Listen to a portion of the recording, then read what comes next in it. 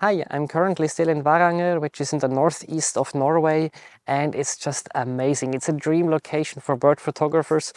I've been here for, I think, a week now, and 3 days ago or 4 days ago, my friend Nicolas joined from Switzerland. He came by train, then rented an electric car for the last part of the drive.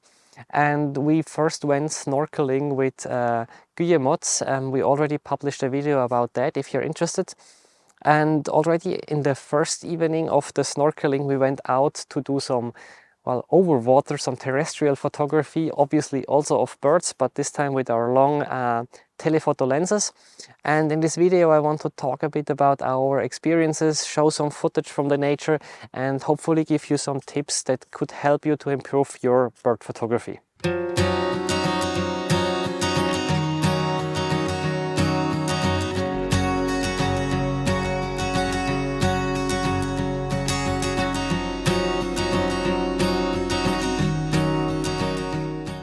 As I mentioned already, after the first day of snorkeling, we went to a small dust road where Nicolas knew that there was often a lot of shorebirds around. So we tried to take some pictures of them. I was particularly interested in finding the willow ptarmigan, which is not a shorebird, I know that, but this was one species I wanted to photograph, and also some shorebirds.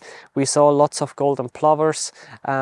We saw some Arctic skuas, and we tried to take some pictures of these. First, we tried to approach them by the car, and then if we had the impression that they were more or less comfortable with us, we tried to slowly exit the vehicle and kind of sneak a bit closer, slowly approach them.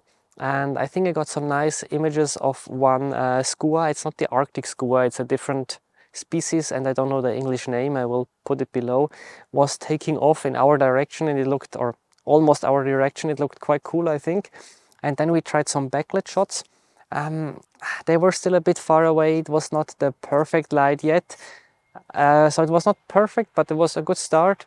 One downside is that I just took my sneakers shoes. I was too lazy to change them for rubber boots, and obviously I got wet feet, so I put this on my mental list for the next day. However, the next day, after the second time of snorkeling, we decided to stay local. We were in Vardø, and we were camping kind of on a parking or close to a parking, and we realized that there were some Arctic terns, and I was hoping that since they were breeding basically very close to a parking, that they are a bit more used to human and that we don't disturb them too much. So during the day we were mostly busy with cooking some pasta, relaxing, so importing, sorting pictures and so on. And then in the evening we really wanted to go for the nice light. And in the beginning, the light was still a bit too harsh for backlit shots. So we started with more traditional shots where we had the sun in our back. And some of the Arctic terns actually landed, and we tried to slowly approach them, and they seemed to tolerate it quite well. And we got some nice shots. But the real magic started when the sun got a bit lower and we managed to take some backlit shots. I first tried with the RF 100 to 300, and my idea was that I could have the Arctic terns a bit closer so that they're still big in the image, but we see a bit more from the background, from the sky that is getting yellow, from the sea and some hills. However, it didn't turn out as good as I hoped. So I actually switched the location, and together with Nicolas, both of us tried to basically have a bit of darker background and still shoot backlit, shoot as directly as possible into the sun. And then we went for some kind of low-key images where the background is basically black and you just see the outline of the Arctic tern. And because the sun was already quite low, this outline of the Arctic tern had a nice orange color. And obviously the later it got in the evening, the more this shifted to a more reddish tone. And I think this looked really cool. One thing you need to be careful when you take these type of pictures is to either expose manually or to dial in a negative exposure compensation if you use the aperture priority, shutter priority, or manual with automatic ISO mode, because of course you can still darken the image a bit in Lightroom, Capture One, or whatever software you use, but once you start clipping this outline, you cannot recover this detail anymore, and they will just look white if you put reduce the exposure or the highlights, it will look grayish, but it will not look nice orange and red, and this is why we came for. So make sure that your exposure is correct. Once you took an image, maybe check it, activate the blinkies that you see if some parts are overexposed or not. Also, it can be a bit tricky if they fly through a part where they're not illuminated from the sun and then into a more sunnier part, that you can sometimes not track them very easily because they're too dark to see. I mean, I like the end result, how the image looks like, but it's a bit hard to follow birds like this. With a DSLR, this was definitely easier, but luckily with mirrorless cameras, with basically all cameras that I know, at least all Canon, Sony and Nikon, you can turn off the exposure simulation on your camera. Usually this is on for good reason, because it helps you to dial in the correct exposure. It basically just shows you on your LCD or electronic viewfinder how bright the end result will be. So 99% of the time this is what we want, but I turn this off sometimes for these situations because it makes it much easier to follow the birds. What's really important then is just to regularly check if the exposure is still good. One option is to just, if you have a camera where you can assign this to a button, to just quickly toggle between the modes. On my R5, I still have the original R5. This is not possible, so I would need to go in the menu and change it. What I then do is just press the play menu or the play button and check one of the images, zoom in, check the blinkies and see if this is still fine. So both Nicolas and I were very happy with the results we got, and once the sun got really close to the horizon, I also managed to take some pictures where you see a bit more of this orange hue around in the background. I exposed a bit brighter than the images before, and here it's crucial to shoot directly in the sun. Even 1 or 2 degrees that you are off to the left or right or up and down really makes a big difference of how the image will look in the end. And here I think it's really important to think about the final image. So if I know I want to crop it a tiny bit anyway, then I try to deliberately kind of make the composition in a way that I have more room where the sun is, and then crop this out after. But the image looks just nicer than if I do the composition in a way where I cut from all borders basically a tiny bit from all sides. And if you want more tips about bird photography, then please check out my ebook. I put a link in the video description.